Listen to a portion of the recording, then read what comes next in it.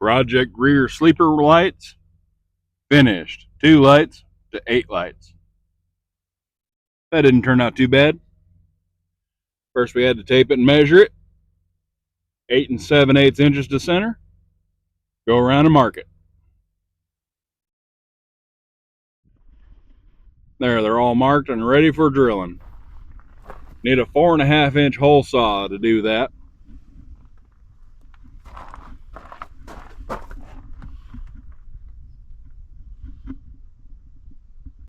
Holes are drilled. Now we got to put in the lights.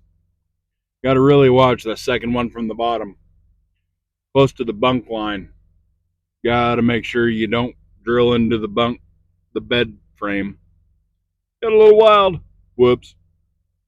Oh well. This will all be repainted next year. And here's the finished product. We're going to go from red to green, back to red. Enjoy.